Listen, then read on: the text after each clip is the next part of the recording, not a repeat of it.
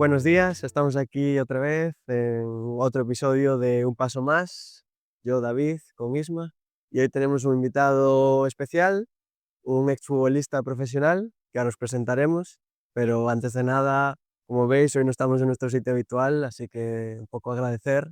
Sí, queríamos agradecer al Rápido de Bouzas por dejarnos sus instalaciones, por dejarnos su campo, su casa, para poder entrevistar a nuestro compañero de hoy. Y nada, también informaros de que el Rápido de Bouzas acaba de cambiar absolutamente todo desde dentro del club, nueva presidenta, nuevo vicepresidente, nueva secretaria, Marisa, Adri, Dani, gente que viene con muchas ganas de trabajar, gente que quiere cambiar el club desde dentro, acompañando desde el barrio, sabiendo cómo son las cosas aquí desde hace muchos años, cambiando la base, lo informamos porque estoy seguro que las cosas al Bouzas a partir de hoy le van a ir mucho mejor, seguramente. Y nada, queremos presentar a nuestro invitado, Dani Garril. ¿Qué tal? ¿Cómo estás? Hola, ¿qué tal? Buenos días. Es un placer para nosotros tenerte aquí, evidentemente. Ya sabemos tu trayectoria, sabemos lo que fuiste incluso para este club, para muchos otros en los que estuviste. Queríamos, en primer lugar, pues darte las gracias por acompañarnos hoy aquí, aceptar la invitación. Nada, hombre, a vosotros. Y también dar las gracias a Adri por dejarnos aquí hacer este podcast en este campo. La verdad es que llevaba un montón de años sin venir, todo sigue igual. Esperemos que en las oficinas haya cambiado un poco todo. Se ve que tienen mucha ilusión y ganas, que se ve que están haciendo las cosas bien profesionalmente. Y nada, desearles la mayor de las suertes. Yo creo que además ahora le va a abrir muchas puertas, públicamente, fuera, empresas, etcétera, al saber que vienen con esas ganas, con ese cambio en la directiva, ese cambio en el club. Seguro que les abre un montón de puertas y podremos volver a ver a Bouzas realmente donde merece estar y donde estuvo toda la vida, vamos. Ojalá, ojalá y eso, que sobre todo los veo muy centrados en la cantera, en los entrenadores, en la formación de los niños y de los entrenadores también. Y bueno, creo que por todo lo que he escuchado de su proyecto me parece perfecto y humilde, pero muy profesional. Y yo creo que eso va a ir sumando año a año y esperemos que le vaya bien, vamos. Seguro que sí. Seguro que en unos años todo va a estar donde debe Ojalá, estar y donde... ojalá. Como a mí donde yo lo dejé.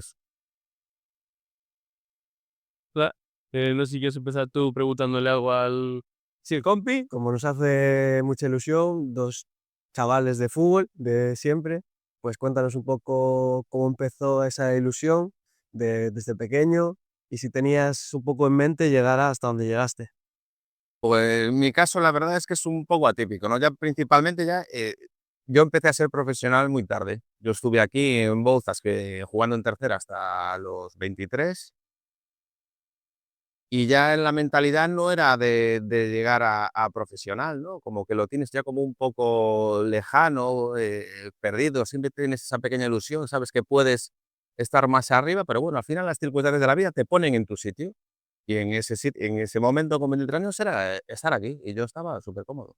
Pero bueno, remontándonos a antes, a cuando era niño, es atípico también porque yo empecé a jugar oficialmente al fútbol con 10 años. La gente empezaba con 6, 7 y quieras o no, pues 3, 4 años para un niño es un mundo. Lo que puede aprender un niño de 7 a 10 años es una barbaridad, ¿no? Y yo pues jugaba en mi barrio, en la calle. Bueno, o en el colegio, cogiendo malos vicios, porque teníamos una pared en el colegio y hacíamos paredes con la pared. Pero de regate no hacíamos la pared, bueno, teníamos vicios muy raros. Yo, por ejemplo, no tenía esa estructura del posicionamiento en el campo hasta los 10 años, hasta que llegué allí. Para mí era el balón, la portería, y ahí no te meten y ahí tienes que meter, ¿no? Como en la calle, vamos. Y fue cosa de mi tío, que habló con mis padres y le dijo, mira, yo lo veo ahí en la calle, se está bailando a todos, ¿por qué no lo lleváis a hacer una prueba? Que a lo mejor, y bueno, pues me fui a la Madura a hacer las pruebas con la camiseta de la Real Sociedad, que mi tío es de la Real, como no, y me cogieron. Y desarrollé todas las categorías inferiores en el Celta, hasta, vamos, desde los 10 hasta los 21, los dos últimos años del Celta B. Y luego ya fue cuando vine aquí, vamos. Vine ya rebotado porque es que, claro, en la época en la que estaba yo en el Celta era una cosa imposible. Mostovoy, Revivo, Karpin, Cáceres, Tutuel, Pene, o sea, era Champions League. O sea, salió Borja, que era un fuera de serie, Borja Viña, y Jonathan Aspas, que la verdad es que a nivel cantera eran dos que ya se veía que destacaban muchísimo, pero los demás, prácticamente una barrida. Es difícil en una situación con esos jugadores, complicado era poder dar ese paso desde la cantera, claro. No, vamos, era prácticamente, era casi desmoralizante, ¿sabes? Tú, claro, que a veces cuando jugabas un partido de entrenamiento con ellos, un jueves o así, de Celta B contra los mayores, ¿no? De entrenamiento allí en la Madrona, y era una barbaridad. O sea, el nivel que había allí, o sea, tú imagínate para mí, con 19 años, estar jugando contra era de gente de Champions League, ¿no? Era una manera de ver el nivel que tenías. Y realmente, ¿sabes? Era difícil hacerle frente, era mucho nivel, era mucho nivel. Y después de ese salto que das y te vienes hacia aquí, bueno, vienes a Bouzas, acabas en Bouzas, de hecho, sois capaces de campeonar la liga. ¿Qué tiene Bouzas que no tiene el resto de equipos? O que tú crees que es algo especial de aquí, quiero decir. ¿Y cómo lo viste? Bueno, quiero decir, ¿cómo estuviste esa temporada cuando con el Astre, bueno, con la... Sí. A ver, para mí el llegar aquí fue como un oxígeno, ¿no? Porque venías del Celta B con esa mentalidad de lo que quieres hacer, el trabajo para ser profesional, tal, y parece que como cuando esa ilusión se acaba, parece que el fútbol se acabó. Y yo quería animar ya a otros niños a que piensen que los equipos grandes no son el final del fútbol. Una vez que lo dejes ahí, la vida continúa, tu vida deportiva continúa y puedes buscarte la misma meta o otras. En mi caso, a mí me vino genial, porque yo me vine para aquí y fue como algo familiar. Pasó de ser medio un trabajo, un objetivo de pensar todo el tiempo lo mismo a divertirme. Y a partir de aquí, que llegué aquí, me cambió la mentalidad de yo lo que me gusta es jugar al fútbol, voy a divertirme. Y eso fue y esa fue la filosofía que seguí ya hasta que lo dejé. Jugar, divertirse, disfrutar de los entrenamientos, de los compañeros, de las aficiones, de los éxitos e intentar minimizar en tu cabeza los fracasos. Un poco perder esa presión, ¿no? Que tú mismo te pones a la hora de tener que llegar a tu objetivo, que lo buscas, incluso lo tomas más personal como un trabajo, que realmente como lo que es el fútbol, que en realidad es... Exacto, exacto. Para mí esto fue como ir al psicólogo, ¿sabes? Fue como, oye, haz lo que te gusta y diviértete y no pienses en otra cosa más que en divertirte, ¿sabes?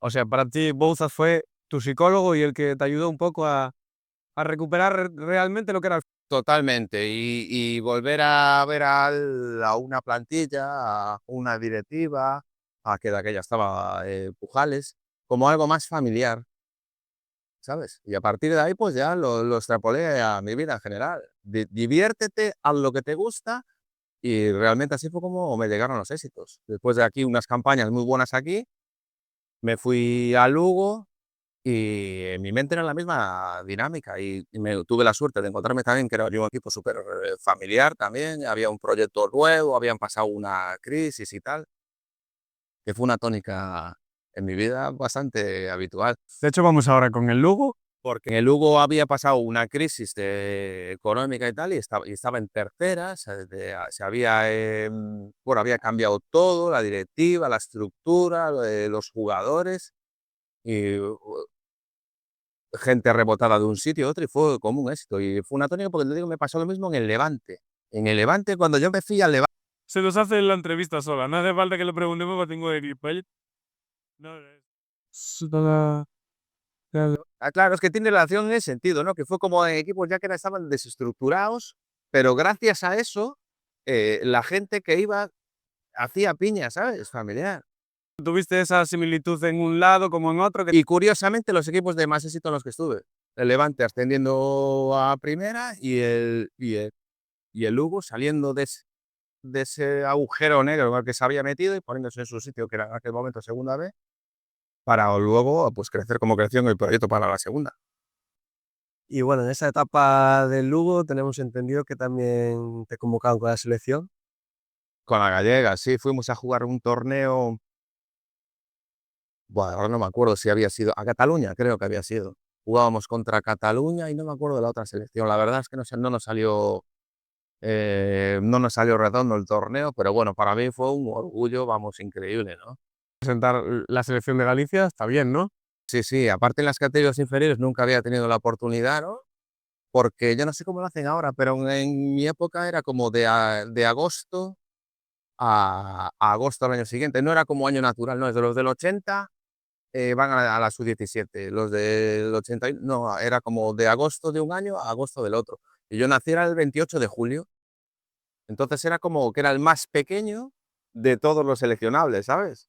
Y de 14 meses de la edad, pues se nota, no es un chaval de enero que del 31 de diciembre. Y puede ser que por eso tampoco tuviera, o sea, no daba el nivel que otros chavales de un año que ya jugaban en una categoría superior, ¿no? Pero vamos, para mí, yo creo que fuera en el 2004, así que habíamos ido allí a Cataluña. Y fuera, Algún amigo de la selección gallega, digo. no, yo pues, llevaba amigos ya hechos. Pablo Martínez, Javi Millos, que había jugado aquí conmigo, ya conocía gente, ¿no? Al final, ir a enfrentarte a ellos aquí desde niño, a muchos ya los conocías. Pues había gente del Corujo, yo qué sé, del Villardés, del Depor, a mucha gente la conocías de enfrentarte a ellos. Fue una muy buena experiencia, la verdad. Y bueno, ¿qué nos puedes contar? Yo personalmente tengo mucha curiosidad porque al final el fútbol de barro, como se llama ahora, el no profesional o el semiprofesional, a mí personalmente me encanta, lo sigo un montón, pero ¿cómo es ya ese paso luego al fútbol profesional en categorías como Segunda División, equipos como los que estuviste, el Hércules, por ejemplo, por ir un poco cronológicamente seguido? Sí, a ver, la mayor diferencia para mí, porque yo creo que el salto está entre tercera y lo que era tercera y segunda B antes, ¿no? Pero el aspecto era el nivel físico, el nivel físico. A partir de lo que era lo que aspiraba la primera red, el nivel físico a primera prácticamente es el mismo. La gente tiene dedicación total, se dedica a ello y físicamente no creo que haya mucha diferencia. Puede haber alguna metodología más profesional en primera, tal. Pero lo que es el pecho de correr, de los kilómetros que haces para entrenar, es el mismo. Y el cambio está ahí, por eso te digo que están de tercera a segunda vez, porque de tercera la gente no tenía que trabajar, tenía que ir a Citroën y luego venía aquí a las 9 a trabajar. Yo estaba estudiando, salía a las 9 aquí en el Politécnico y tenía que venir aquí en la moto corriendo para empezar a las 9:15, ¿sabes? No había una dedicación total, los horarios, no es lo mismo entrenar a las 9 de la noche que entrenar a la hora del partido. Un equipo profesional, ¿a qué hora solemos jugar? A las 5 de la tarde. Los entrenamientos, unos por la mañana y otros a las 5 de la tarde. ¿Sabes? El cuerpo también eso se adapta, ¿no? Pero luego, técnicamente, a mí me sorprendió la velocidad del balón. Físicamente yo estaba igual que uno en segunda B que uno de segundo de primera, pero la velocidad del balón fue lo que me sorprendió. De hecho, mi primer mes en el Hércules fue como, hostia, ¿sabes? Yo veía la bola y los ojos me iban más despacio que los demás. Pero es un proceso de adaptación. Cuando haces la pretemporada, te adaptas y te acostumbras y técnicamente la gente es mucho mejor. Un pase de 10 metros era 10 veces más rápido, ¿sabes? Pum, o sea, ya lo tenías que controlar. Se te suponía la calidad para controlar un pepino a 10 metros y tenías que hacerlo, ¿no? Menos riesgo de intercepción, tal. Sobre todo eso, la velocidad de balón, te lo digo, era como que luego ya te va mental, ya luego ya ves todo mucho más rápido, ¿no? Pero eso fue la mayor diferencia. Te digo que físicamente, al final, pues, uno de segunda B y uno que está jugando en el Manchester en primera división, no, porque van a entrenar lo mismo, van a entrenar sus 8 horas al día. El preparador físico de un equipo de segunda B ha estudiado exactamente lo mismo que el del Manchester United. Luego, bueno, lógicamente hay sus diferencias porque tendrán ¿sabes? Sus metodologías diferentes, más innovadoras, ahora los seguimientos que hay y tal. Pero el jugador que le dicen, vas a correr 1,5 kilómetros a toda hostia, 20 segundos vas a recuperar y otro kilómetro. La segunda vas a correr igual. Depende un poco de la condición física de cada jugador y de lo que se lesione, no se lesione, etcétera. Pero evidentemente que lo que te refieres es que básicamente físicamente y así, La dedicación, el trabajo y las horas son las mismas. ¿Va a haber diferencias? Sí, pero muy mínimas. o sea, tú también te vas a Hércules, de hecho, cuando vas a Hércules te lleva Juan Carlos Mandía, si no me equivoco. ¿Qué opinas de este entrenador? Famoso entrenador, es jugador de fútbol. ¿Qué fue para ti? ¿Qué te llevase él? ¿Qué te enseñó Mandía en su momento? Bueno, es muy buen entrenador, mucha dedicación. Yo hasta esa época, pues, no había vivido pues, lo que es un poco la tecnología integrada al fútbol, ¿no? Yo me acuerdo que él acababa un partido, me cogía, me sentaba al lado de él y claro, que eso ahora ya es como el ABC, pero de aquella era como innovador, de coger tu partido, porque un jugador al final, un partido de unos 90 minutos, pero ¿cuántos minutos tiene un jugador labora en el pie? Un minuto y medio, 2 minutos, uno muy bueno, no más. Pues te ponía esos cortes y veías 2 minutos con él de tus acciones y luego a lo mejor otros minutos con acciones en las que no tocabas el balón, pero defensivas. Ese tipo de nueva tecnología a mí me ayudó, la verdad. O sea, el verte todo lo que has hecho, todo lo que podías hacer, pues eso fue como el primero fue con él, ¿no? Luego eso fue era algo que ya a nivel profesional ya se fue, ya era más habitual, ¿no? Pero en ese momento para mí fue una novedad. Y bueno, agradeceros la oportunidad de llevarme allí, ¿no? Porque venía de un equipo más humilde como el Lugo, ¿no? Y luego que te llaman un equipo como el Hércules, un equipo con una solera, ¿sabes? O sea, el Hércules era como tipo que había estado en primera, con un campazo, que su campo había sido sede del Mundial, no sé, o sea, que yo era como toda una ciudad detrás de él, una ciudad como Vigo. Vamos, fue increíble y ya te digo, me ayudó mucho técnicamente, tácticamente, de todo. Tenía un muy buen equipo también y creo que ahora uno de los que tenía, el de la Fuente, es entrenador del porteros del Barcelona, creo. Tiene un puesto ahí en el Barcelona. Yo creo que es entrenador de porteros o ayudante del entrenador de porteros, está ahí metido. O sea, gente cualificada, preparada, tenías a tu alrededor. Te ayudó, aparte te dieron la oportunidad. Muy profesionales y era como nos tenía como una vara, ¿eh? El tío era su manera de verlo y todos por ahí, todos con él. Y al final, pues mira, se hizo una muy buena campaña, ¿eh? No ascendimos, creo, porque por 3 puntos, porque de aquella que ascendían los 3 primeros y habíamos quedado cuartos. Y él había cogido, pues nombre ese año porque el equipo jugaba muy bien. No sé si luego había fichado el Racing de Santander en primera y tal. Y o sea, encantado, no tiene nada malo que decir. No, no tengo más que decir de ninguno. Perfecto. Y, bueno, después del Hércules, el mismo verano, acabas fichando por el Levante.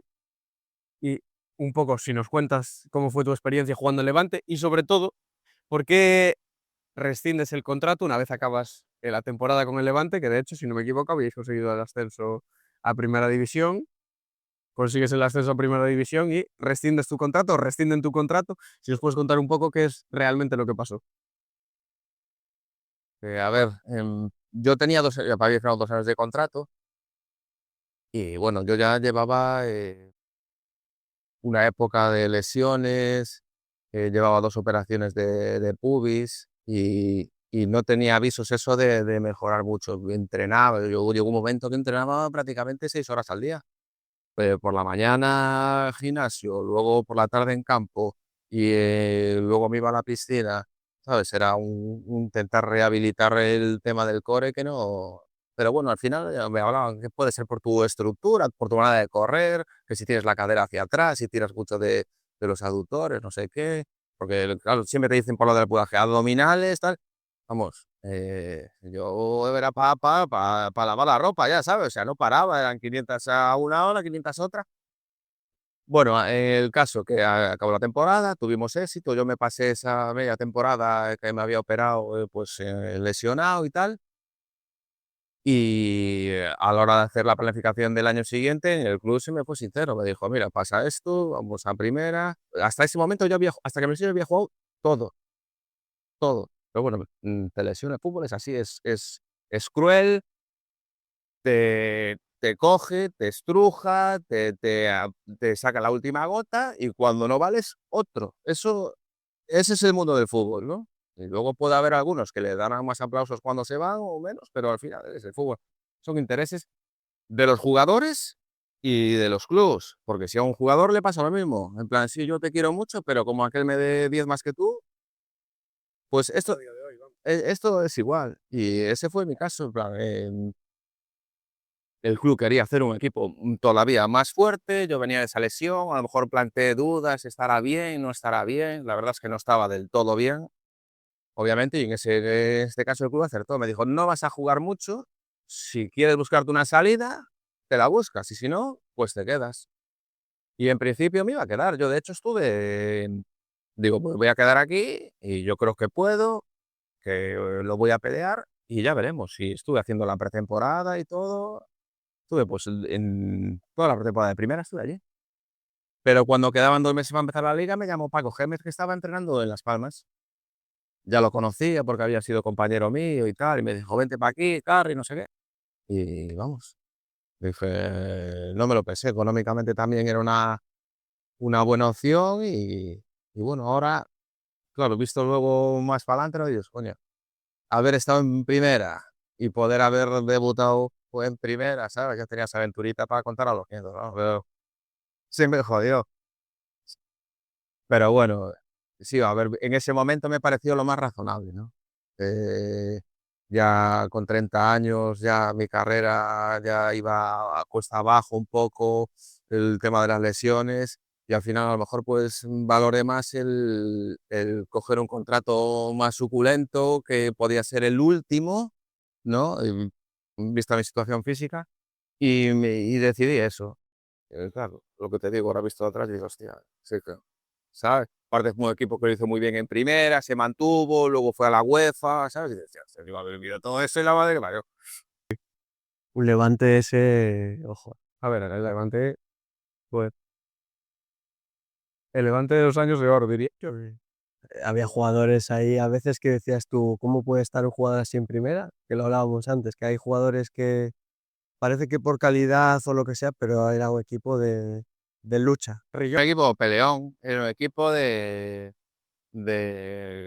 testiculina, ¿sabes? En plan, muy marrullero, pero también con calidad, ¿sabes? Porque al final, si no teníamos jugadores como Juanlu. O sea, Juanlu por la banda izquierda aquello era una animalada. Teníamos a Iborra, teníamos un central duro como Robusté, como Ballesteros, o sea, había un equipo, Chisco Muñoz, joder, era un... Había un poco capacidades de todo. Gente muy buena, muy desequilibrante, muy tal, y gente que si tiene que dar una buena o poner fin a la jugada, lo pone en el momento. O sea, no tiene ningún problema para hacer. Claro, yo llegué allí y me dijeron, estás aquí, vas a defender, te vas a ir al suelo, vas a salir todos los partidos llenos de cal por aquí, de sangre por aquí, de barro por aquí, ¿vale? Vale, eso es lo mío, ¿sabes? Yo el trabajo... Lo importante es cumplir tu parte y hacerlo bien y ya está. Exactamente, bueno, yo creo que ese año creo que me fui con el récord de amarillas. Primero De segunda yo creo que me fui que nadie lo había hecho. En plan, en la primera vuelta había, no sé si 3 ciclos había hecho en la primera vuelta. esa casi amarilla por partido. Casi me había por partido. No con una rueda de prensa de hablarlo, decir, oye, no te se han dicho nada sobre... Y yo, a mí no me pide nada. Yo estoy haciendo lo que tengo que hacer, ¿sabes? Pero un equipazo, y aún mantenemos contacto, tenemos el grupo. Ahora, por ejemplo, cuando ascendieron, pues hablamos por ahí, siempre de hacer una cena, que al final es difícil, ¿no? Porque, claro, uno en Vigo, el otro estará entrenando en Inglaterra, el otro en no sé dónde. Es difícil, pero bueno, he de decir que aún nos deben el pin de oro y brillantes del club. O sea, lo digo a la cámara, Presi, lo mío, ¿eh? Esperaremos al Levante porque, hombre, esto tiene que dar. Las promesas se cumplen, ¿eh? A ver. Y bueno, un poco hablando de Las Palmas que comentabas, su entrada como Paco Gémez, que pedazo de entrenador, yo personalmente me gustó un montón. Tiene también fama, un carácter. ¿Cómo fue esa época? Porque creo recordar que luego acabaste la temporada. No, no, para mí fue la peor etapa de mi vida esa, en Las Palmas. Yo estuve todo el año, pero como ya te digo, yo ya venía arrastrando todos los problemas físicos del año anterior y bueno, ya en Lugo ya me había operado otra vez de pubalgia y tal. Y era como un quiero y no puedo, ¿no? Yo a lo mejor entrenaba, me ponía en forma y cuanto más en forma estaba, más me empezaban a doler los aductores, ¿no? Cuanto más exprimía mi cuerpo, más me dolía, vamos, No daba el cuerpo nada más. exactamente. Incluso a veces había que pincharse algún analgésico, tal, ¿sabes? Para poder aguantar. Y ya te digo, jugaba 3 partidos, tenía que descansar otros 3. Llegó un momento en diciembre que el club habló conmigo y me dijo: "Mira, estás en una situación que no, ¿sabes? Estás mucho tiempo lesionado, no estás dando el nivel porque luego cuando siempre estás recuperando, cuando vuelves no das el nivel". Me fueron muy francos y era la verdad.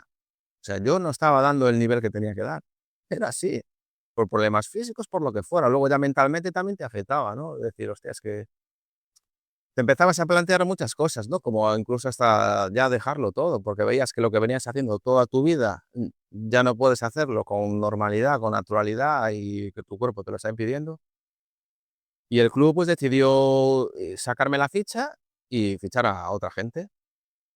Y fue algo, pues, oye, normal. Yo no tengo nada que recriminarle. Para mí fue desastroso, pero tú no puedes pedirle a un club que esté apostando por ti todo el tiempo y teniendo paciencia. Te están pagando un dinero y tú no estás dando, pues dices, por fuera, traigo a otro. Y a mí, pues conmigo se portaron bien porque me estuve allí con ellos todo el año, los 6 meses, entrenando uno más. La única diferencia era que no podía jugar porque no tenía ficha. Tuve mucho cariño de los compañeros, tuve cariño del club y al acabar el año, pues a otra cosa.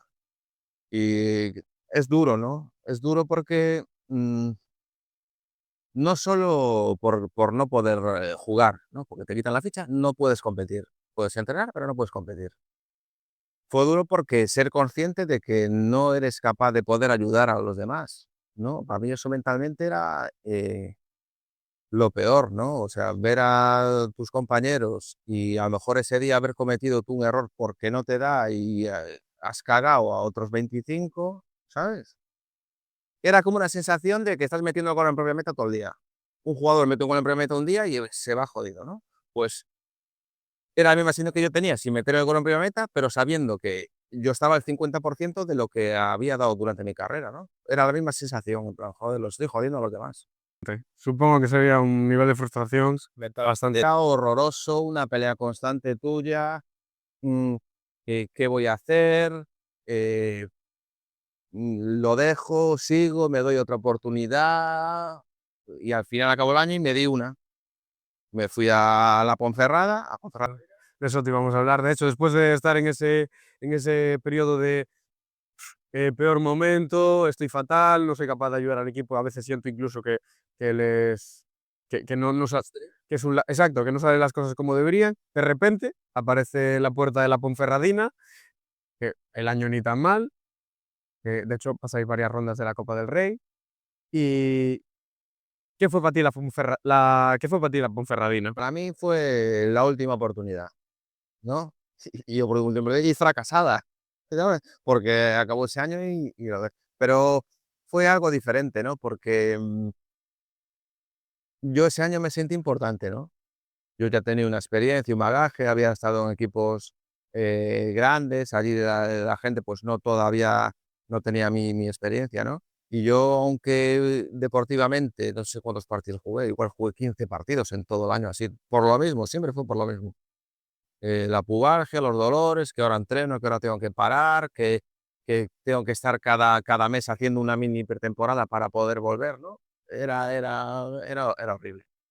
Pero pude aportarles otras cosas, ¿no? Les pude aconsejar, yo ya había pasado por circunstancias de partidos importantes, de situaciones malas, y yo creo que me sentí bien en ese sentido, y se me agradeció desde el cuerpo técnico, desde el club, y me valoraron em, esa intervención con los demás, ¿no? Había gente que había como Samuel, como Yuri, que ya llevaba un recorrido, yo creo que entre nosotros, pues, conseguimos hacer ese grupito, esa familia, ¿no? Y al final aporté mi granito de arena para lo que fue un ascenso, vamos, aquello fue increíble en Tenerife allí, ¡buah!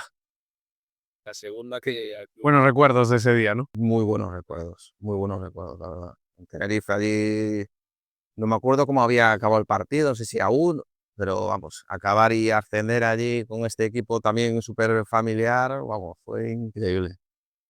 Ajá. Y te iba a preguntar, en la Copa del Rey, quedáis eliminados contra la perdona, quedáis eliminados contra el Real Madrid en el Bernabéu.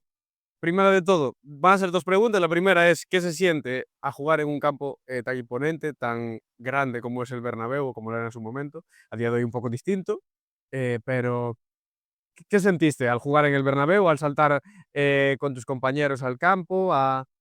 ¿Qué siente un jugador al saltar al Santiago Bernabéu? Una sensación inexplicable, ¿no? Pero tengo que decirte que lo que es ver el Bernabéu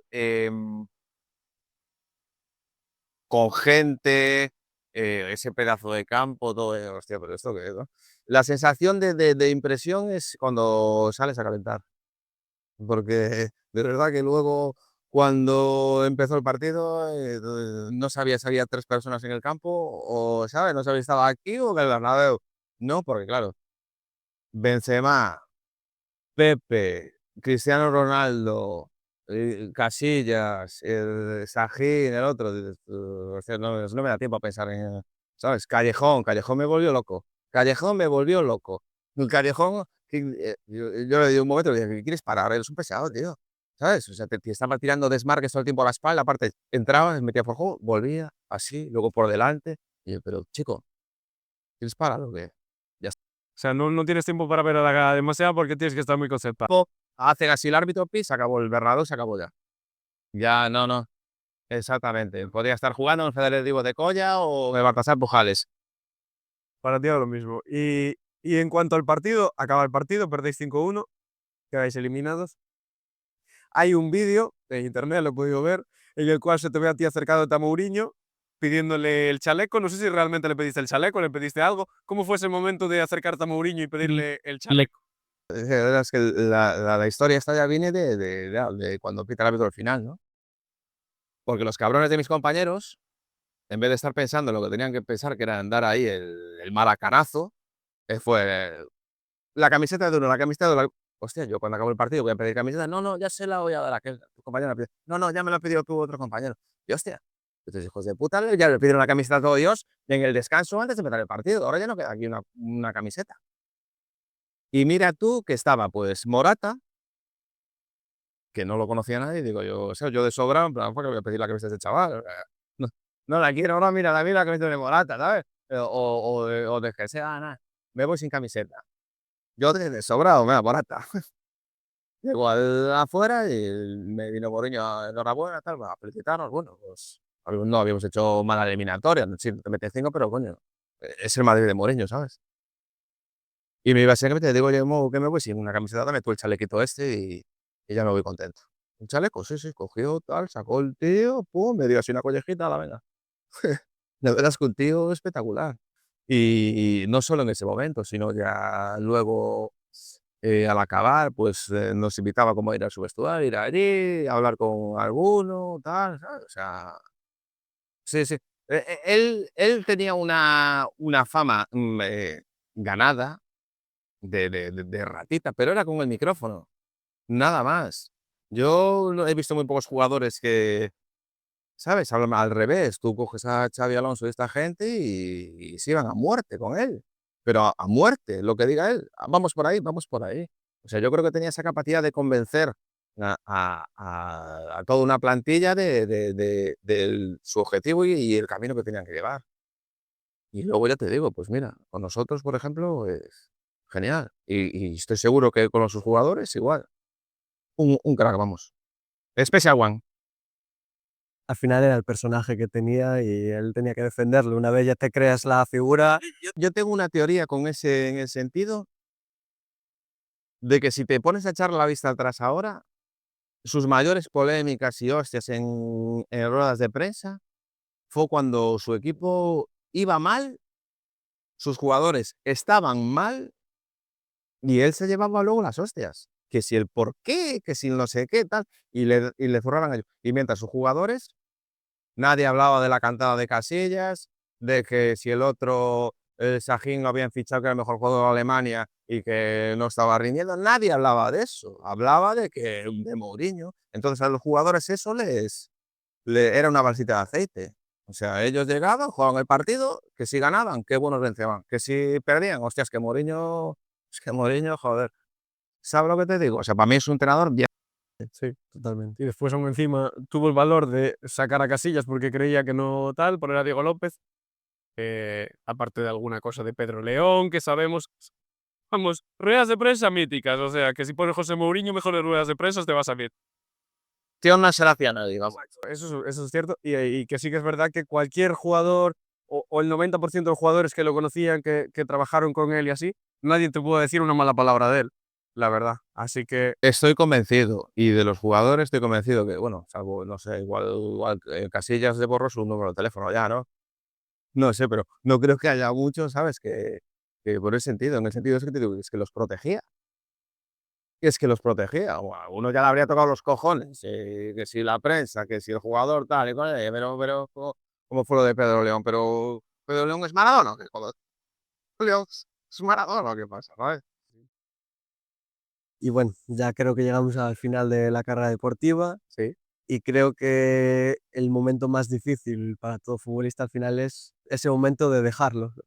¿Cómo fue, cómo tomaste la decisión? Bueno, un poco ya arrastrado por todas las lesiones. No fue tan difícil como para otros que yo qué sé, tío, el día que lo tenga que dejar Messi o uno de estos o un Modric que están de puta madre físicamente, ¿sabes? Que están como Dios, o cualquier jugador, o uno de un chaval de segunda vez, que tenga 34 y diga, pues mira, yo lo dejo, ya está. Pero a lo mejor estaban bien para continuar, ¿no? Yo soy de los que digo que yo no dejé el fútbol. A mí el fútbol me dejó a mí. Fue literal, ¿no?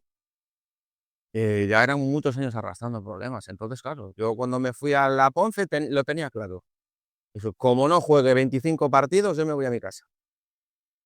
Lo tenía claro. Y jugué 15 y 5 regalados. ¿Sabes? O sea, entonces ya dije, "Oh, hasta aquí", porque ya mentalmente es que ya sufres un poco, ¿sabes? Y llegué a tener incluso hasta ya problemas, tío, porque tuve problemas de vértigos, de vértigos. Y yo hablaba con el médico del equipo y me decía, yo, Carri, no sé si tendrás que a lo mejor verte con un psicólogo y tal, a lo mejor te puedo ayudar, porque me habían hecho escáneres y tal, tags en la cabeza. Y yo, no tienes nada, no tienes nada. Yo, doc, que yo me levanto por la mañana y los ojos se me mueven. Me dice, tiene que ser de estrés, algo psicológico, no sé qué. Y era eso, tío, era eso. Yo llevaba en mi mente barrenando el dejarlo, en plan que ya, hostia, que ya es que ya no puedo. Esto a lo mejor te hablo en Navidades de ese año, diciembre, enero. Y tomé la decisión, no me acuerdo si era a finales de enero o principios de febrero. Hablé con mi mujer y le dije, en junio se acaba, se acaba, se acabaron los vértigos, tío. Se acabaron, literal, literal. Tomé la decisión y al día siguiente no tenía nada de vértigos. Hablé con mi mujer, se lo dije, se acabó. Era todo, ¿sabes? La acabé de estar barrenando inconscientemente, ¿sabes? Pero fue dejarlo, pum, hostia, parece que ya. atrapado en tu propio mundo por tantas. Al final que no es nada de vida o muerte, no estás enfermo, no es en plan, sí que es tu vida lo que llevas haciendo desde los 10 años, pero esto continúa, macho, ¿sabes? Hay más cosas, ¿no? Pero claro, cuando tienes un hábito diario, todos los años con lo mismo, siempre las mismas rutinas, dices, hostia, igual cuando se acabe esto, pero fue, ya te digo, toma la decisión y quedé, vamos, planchado.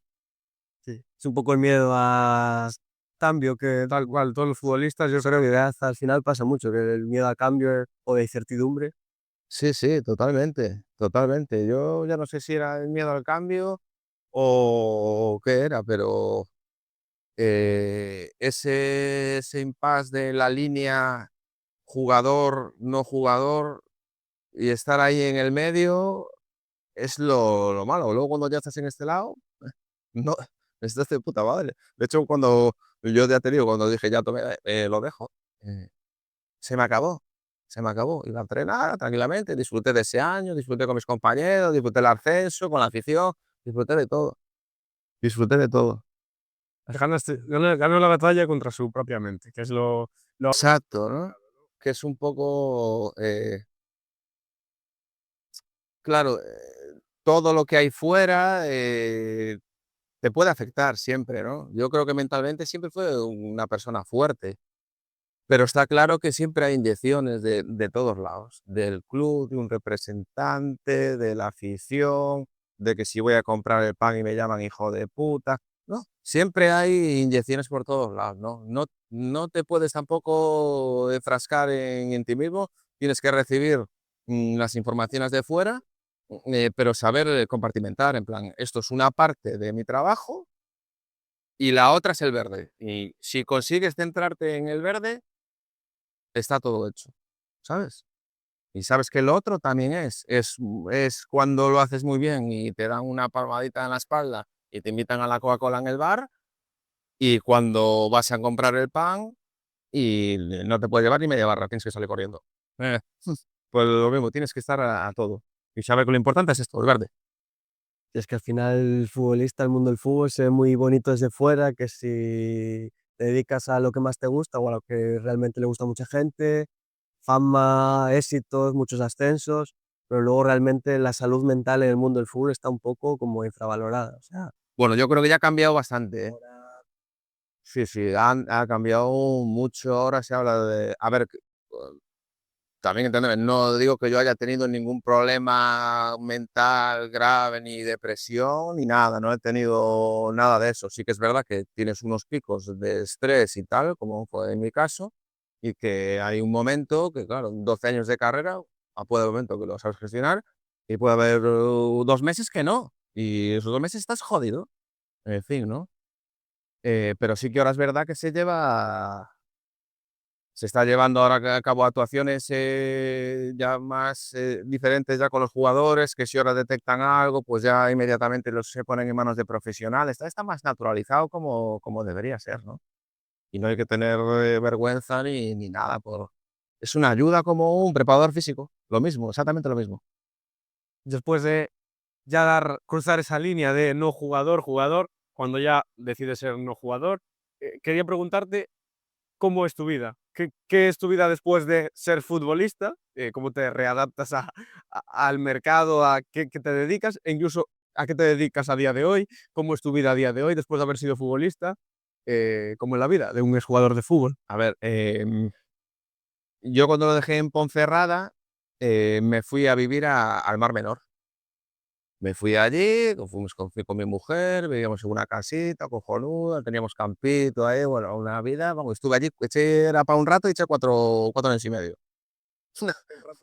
No te digo más, me puse a estudiar acuicultura, un técnico superior de acuicultura para el tema de piscifactorías y tal.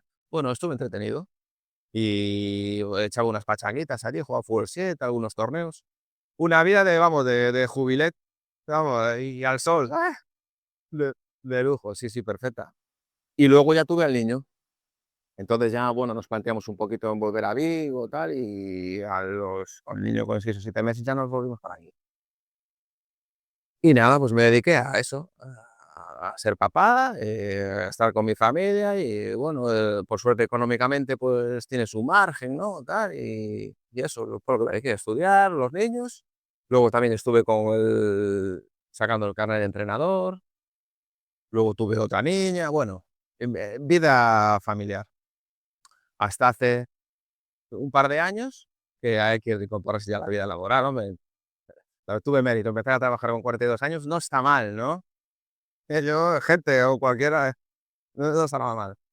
Y bueno, me salió la oportunidad de trabajar en un tanatorio y estoy encantado. Yo se lo digo a mis compañeros, sí, flipan. Yo le digo, yo llego a saber esto con 21 años, ¿sabes? Lo bien que estoy aquí, lo feliz que estoy aquí, la gente que está aquí, y yo no voy a jugar al fútbol. Yo vendría para aquí ya directamente, ¿sabes?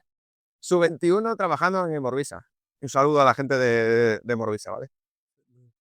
Pues sí que es sorprendente que digas sobre todo eso, porque sí que es verdad que hay gente que después no lo lleva bien, sobre todo porque el tema económico, hay futbolistas que evidentemente juegan a nivel mundial, juegan a Champions y ahorran lo suficiente como para vivir ellos y 6 generaciones de su familia, pero para una persona que ha estado en segunda división económicamente sí que es verdad que pues habrá estado pues mejor, igual que alguien que se levanta todas las mañanas y trabaja por 1.200 euros, pero el hecho de dar ese paso de, oye, vamos a volver a trabajar y aún encima sentirte cómodo en tu trabajo, estar a gusto, estar como una persona de a pie, quiero decir, alguien que no es profesional jugando al fútbol, el hecho de que me digas de que estás encantado y que lo firmarías. No, no, yo estoy encantado, estoy muy contento, ¿no? También hay un grupo humano muy bueno allí, nos llevamos todos muy bien, el trabajo no mata, exactamente, pero bueno, no, la verdad es que no me costó nada, ¿verdad? Y bueno, sí que la gente a veces tiene unos mitos un poquito exagerados de los futbolistas, ¿no? Tú vas a segunda división y la gente se cree que la gente todos los días cobra 500.000 euros, ¿sabes? O sea, la gente pues estará cobrando 1.000.000 de euros uno en tal equipo, tres en tal plantilla, pero la gente luego tiene sueldos más humildes, que van a vivir muy bien, que no les va a faltar nada a ellos ni a su familia, sí, pero no como para vivir toda la vida, ¿no? Entonces, un futbolista como de mi categoría, por ejemplo, que haya ganado, pues más o menos decir, los contratos que he tenido yo, no puede permitirse ese lujo. Puedes vivir bien, pero llega un momento que tienes que incorporarte al mundo laboral. ¿Que puedes hacerlo a los 50 en vez de los 40? Sí. Que puedes, pero también puedes haberlo hecho a los 35. Quiero decir que es que empezar a trabajar con 50 o con 40 no es lo mismo. Empezar a trabajar con 30 no es lo mismo. ¿A dónde vas luego con 50? ¿A dónde vas con 40 y a dónde vas? Yo hubiera empezado antes incluso si a lo mejor pues no hubiera tenido los niños y tal, ¿sabes? Bueno, también te vino bien ese escaparte de aquí, disfrutar de esa Yo no cambiaría nada de mi vida. No hubiera cambiado nada, nada, absolutamente nada. Yo me ponen ahora con 18 tacos, hubiera hecho exactamente lo mismo hasta llegar hasta aquí a Campo de Bozas con vosotros esta mañana. Exactamente lo mismo. Pues eso está muy bien, ¿eh? La verdad que no arrepentirte de nada de lo que has hecho nunca. Sobre todo a paz interior, mental y contigo mismo estarás como... Sí, a ver, que luego siempre te quedan cosas como lo que te comenté antes, lo de, y si hubiera quedado en el Levante, tal, a lo mejor hubiera... Porque hubo gente que como en mi caso, que le pasó lo mismo que a mí, no se fue en ese verano, que me fui yo a Las Palmas, y acabó jugando 10 o 12 partidos, wow, ¿sabes? Era suplente, tal, pero, coño, has estado en un equipo que va a la UEFA luego, has jugado 12 partidos, para el currículum, ¿no? Y siempre hay esas cosas que te quedan, pero por lo demás, yo hubiera hecho exactamente lo mismo. Bueno, y ahora nos gustaría tocar el tema, queríamos preguntarte, ¿qué crees que le falta a los futbolistas jóvenes a día de hoy? Que en tu generación sí se trataba, sí se aprendía en el campo con los entrenadores, y a día de hoy quizás nos falte, o quizás a los jóvenes no les estemos enseñando eso. ¿Qué crees que tú dirías que es lo más importante?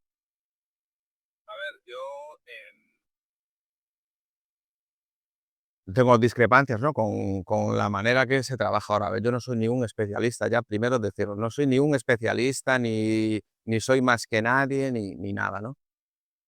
Pero yo sí que veo algunas carencias en el tipo de fútbol, ¿no? Por lo que yo veo, que tampoco es que esté muy metido ahora en el fútbol y que vaya viendo a chavales todos los domingos y en los entrenamientos, pero porque lo poco que yo he visto, se enseña mucho la escuela Guardiola, Barcelona, como le quieran llamar, ¿no? El tiki-taka, que es, pues, ahora que es la seña de identidad de nuestra selección, ¿no? Entonces, por esa parte, me parece bien, ¿no? Que se enseñe eso.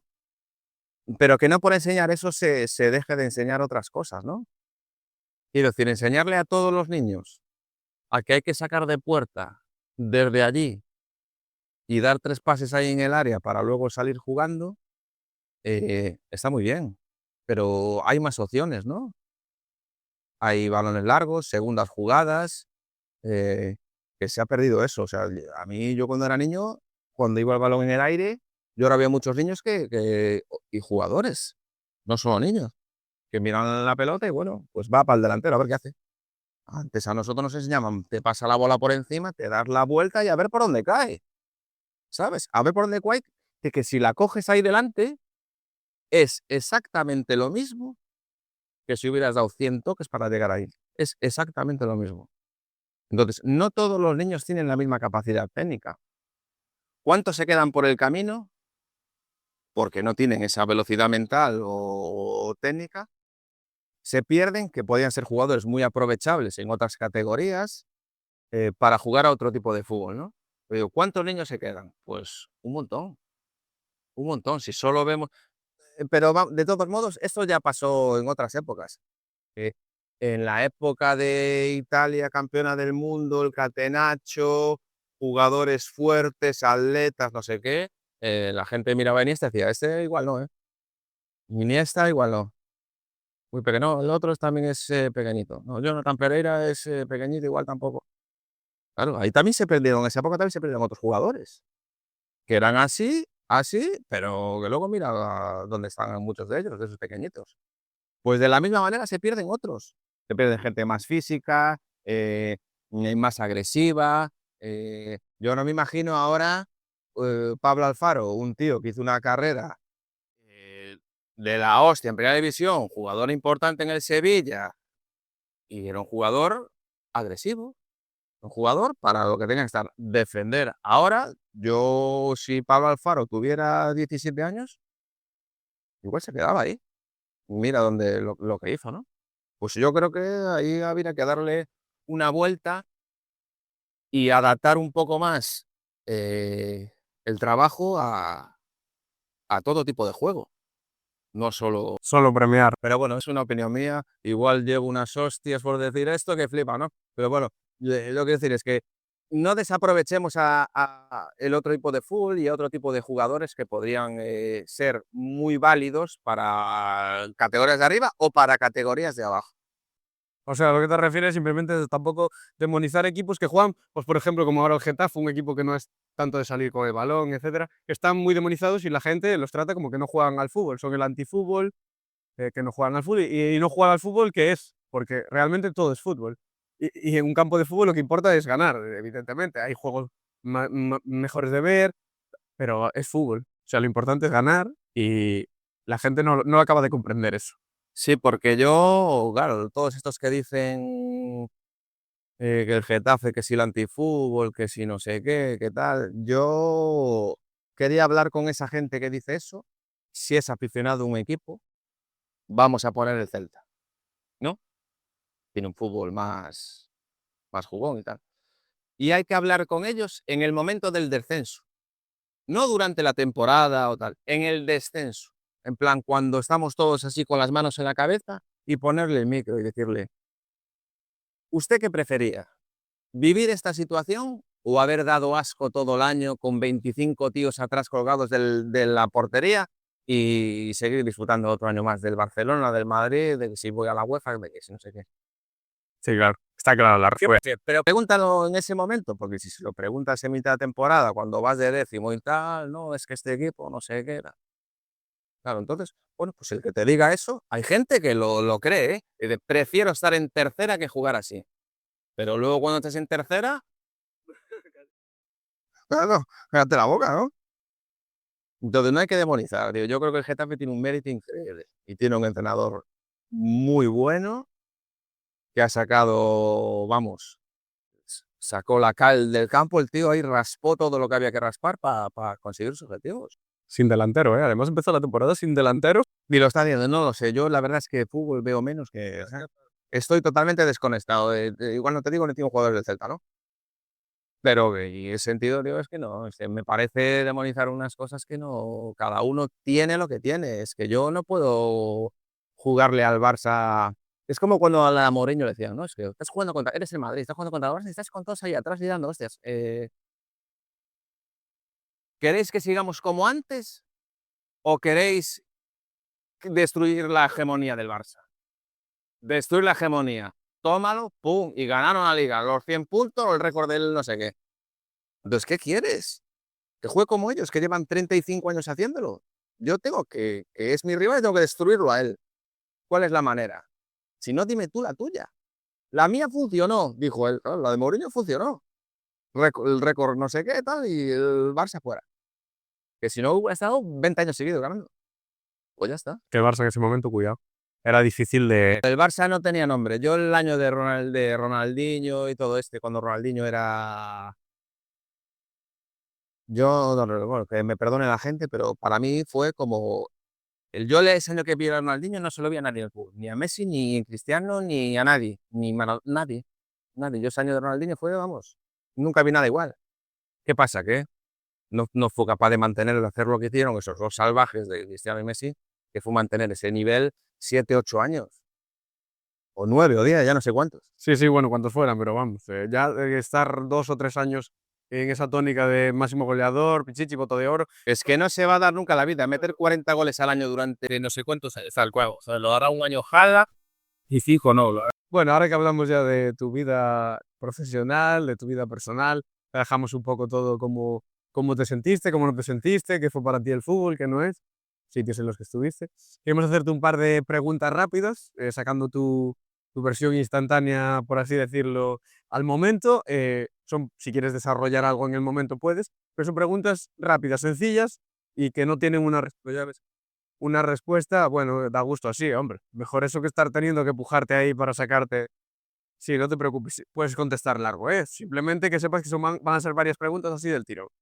Entonces empezamos por, ¿de qué equipo es realmente Dani Carril? El Bow. Del Bouzas.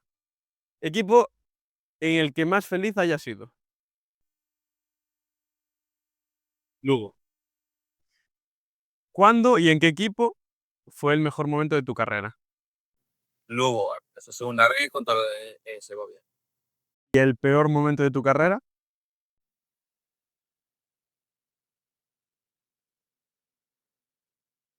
Mi último año.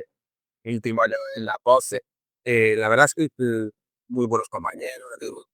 Fui feliz, ¿no?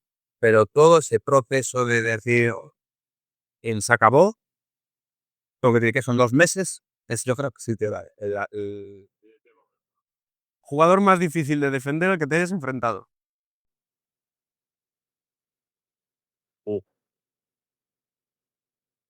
Yo tengo varios.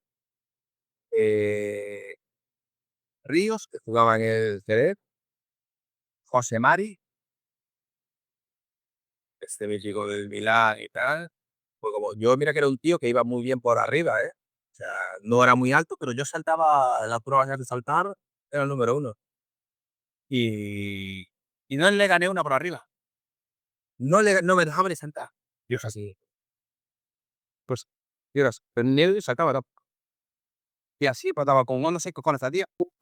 Y no, luego así, ni saltaba. Yo creí, Como me he clisado.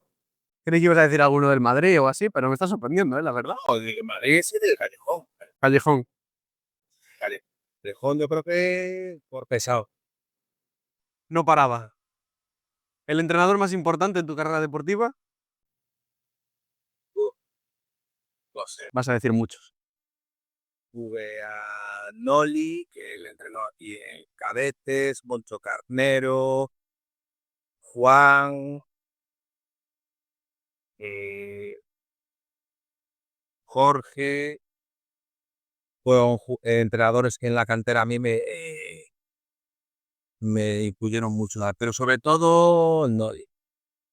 Noli, fue jugador aquí del Celta también y tal, o sea, ya le generas una admiración, ¿no? Por haber sido jugador profesional, ¿no? O sea, al final los niños somos un poco así, ¿no? Puedes tener un entrenador que es el mejor entrenador que puedes tener, y sin embargo, solo porque haya sido, esa como admiración, te vas a tener más caso, es una chorrada. Y a mí fue el que me dio ese cambio de eso es solo un juego a puede ser algo más, ¿no? En plan, y luego tienes que eh,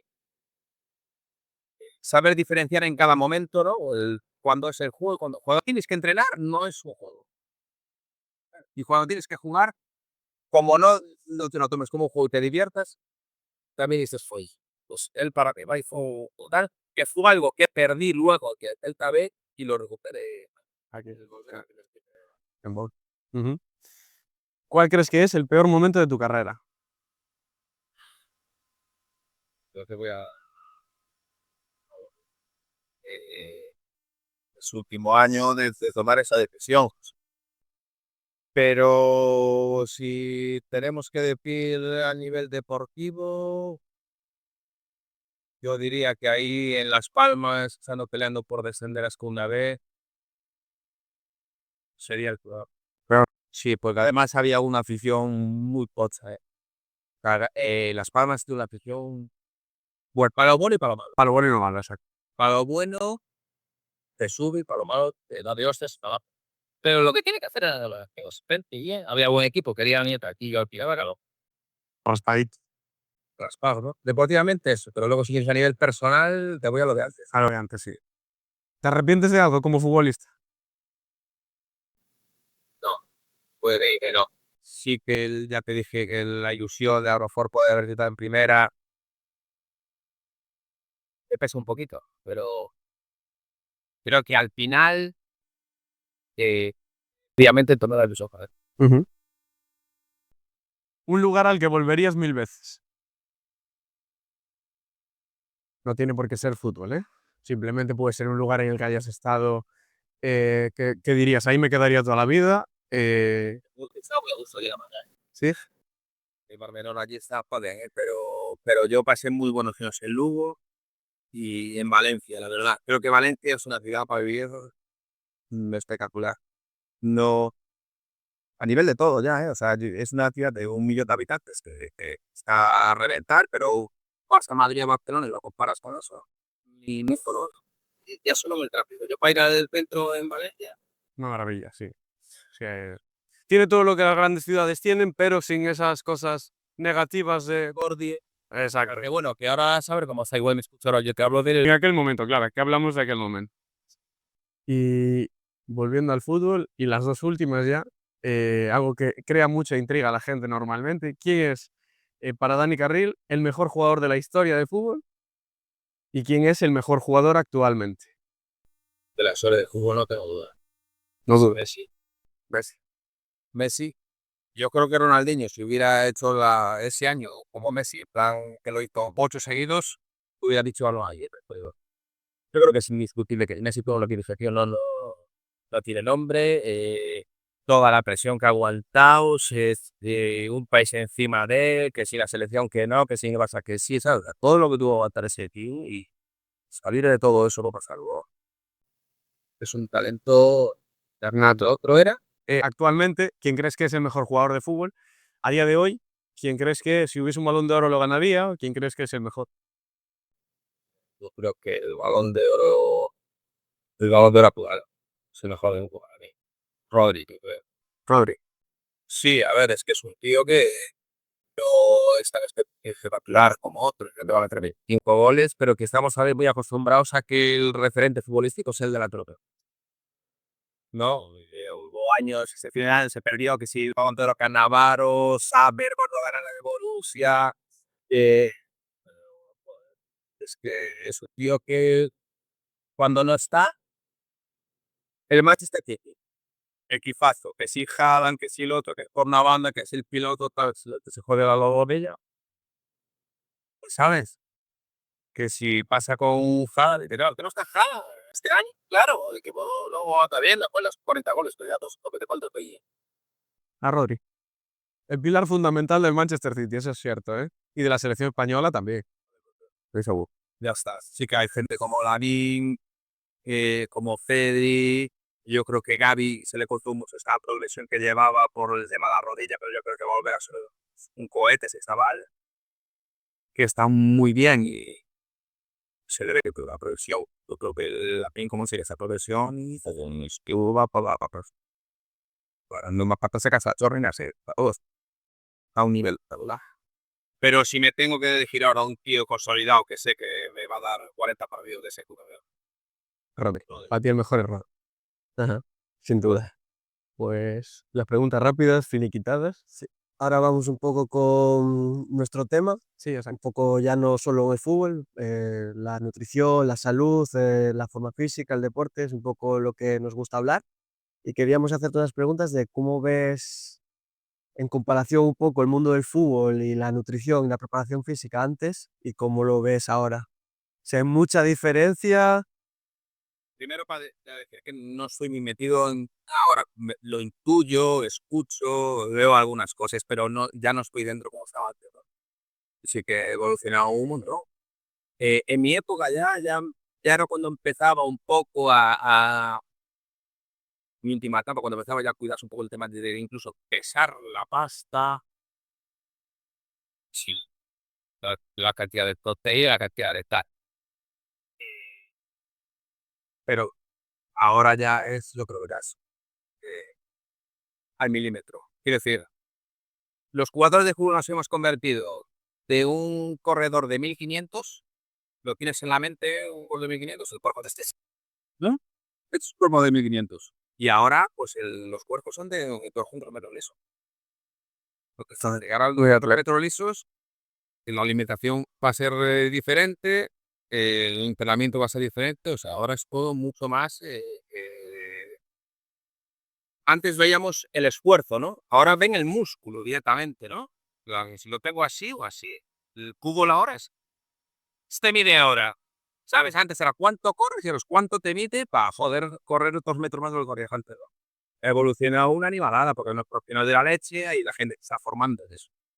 Salvaje y esto va a ir creciendo y deben hacerlo porque tal y como está evolucionando el fútbol, de 38 partidos al año, Bueno, poco más fuerte. a 70, tal cual, a 70. La tendencia es eso. El dinero manda, solo se recauda de los partidos, televisiones, a video, cuando se acaba en merchandising y tal, lo corto es el partido. Entonces tiene que haber más partidos. Tú digo, no hay más. Y acabarán jugando eso, 50 o NBA, que juegan 82.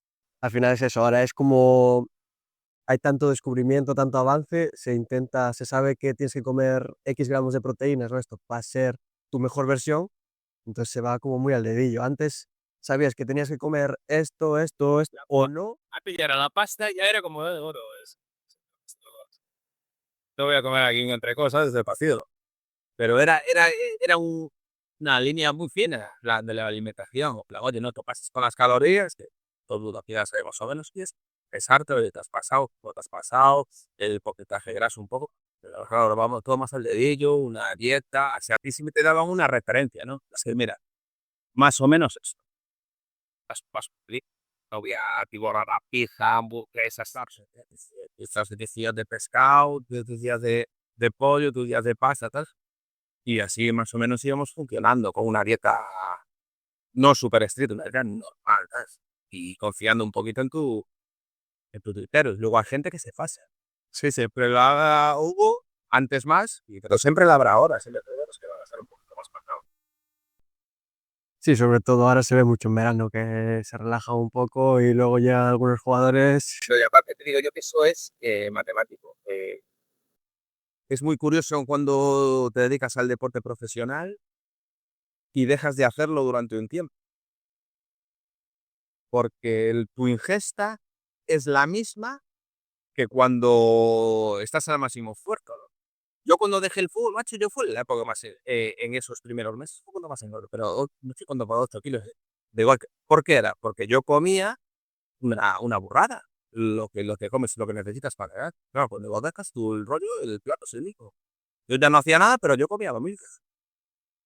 Entonces, tanto te pego eso, luego el cuerpo se va adaptando, ya las comiendo menos y tal, y más o menos va volviendo, ¿no? Pero la ingesta, por eso lo que te dices, en verano yo me hago la ingesta de que tengo que entrenar doble sesión. Estoy pegando unos otra cosa, ¿sí? Así por la noche que tengo que comprar los putos chuletos para comer, ¿no? Pollo así de grasa. Pero corres. Yo qué, no voy a hacer nada, pum, se viene la patita. Y sobre todo también vamos a tocar el tema salud mental y ya vamos acabando porque ya llevamos un buen rato hablando, que da gusto así, pero, o sea, a nivel salud mental, una cosa que se hace mucho en fútbol, que es el tema de los rituales, el tocar 3 veces el palo antes de saltar, el colocarse las medias. ¿Alguna vez tuviste alguna manía de este tipo? ¿Algún tipo de trastorno incluso? Porque hay futbolistas que lo padecen, que tienen que llevar la media a 2 milímetros tocando un palo, otro palo, tocando arriba, antes de un penalti. O sea, ¿a ti había algún ritual, algo que tuvieras que hacer? Entrabas por el pie derecho, eso era todo, ya está. Y a nivel mental, bien, no. Nada, tengo que te... Y no me digas, pues, Siempre. Y pollo, pero Y si no entrabas con el pie derecho, ¿por qué entrabas? Nunca no entraste con... O sea, siempre. no sé cuándo me empezó, cuándo si fue de niño, tal, igual. Pero entraba al campo con el pie derecho. A la hora de saltar al campo. No, no tenía ninguna fijada así. Yo creo que no. Sí. Bueno, está bien. La verdad que bastante sano, porque vemos cosas por ahí de auténticas locuras, de 50 rituales distintos, y si no los hacen, creen que ya el partido está perdido, creen que tal. Es un poco, por eso tocamos ese tema, por la salud mental del futbolista. Si tú tienes algún tipo de nerviosismo, que puede ser el partido, mejor eso te relajas. Pues, exactamente. El problema es cuando no lo haces, estás jodido. Pero lo que tienes que hacer es hacerlo. Por eso cuando me preguntaste si no entraba, yo te dije yo entraba. Entraba con el pie derecho. Porque si lo tienes, tienes que hacerlo. O sea, no hay más. Ya, a la hora del día que Moya le pegó de las botellas, Se volvió loco. Por eso lo dijo. Por el tema de la salud mental. el arma doble filo. Está bien para si lo haces para avanzar, pero como te falle en la línea esta de aquí hoy,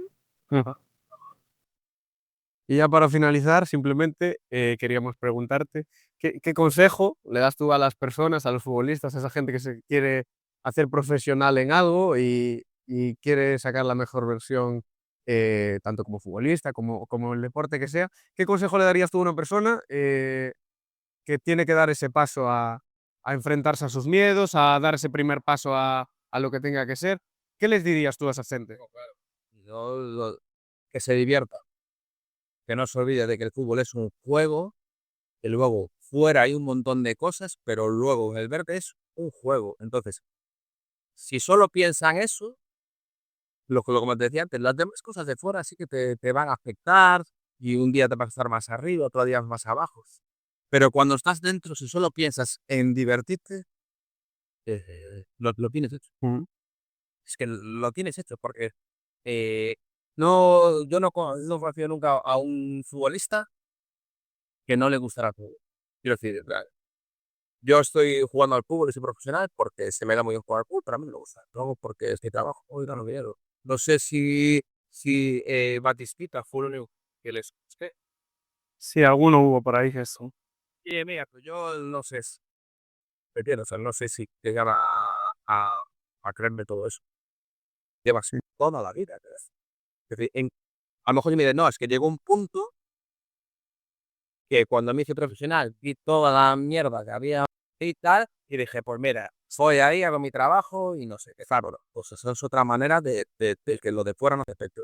Para mí, la más sana para mí es, joder, es lo que me gusta, quiero el fútbol, quiero el balón, voy a divertirme porque siempre tengo esto es porque me divierto. O sea, tú dirías que todas las personas que hagan lo que hagan o vayan a ser profesionales en lo que sea, que se diviertan y se quiten esa presión de encima de tener que...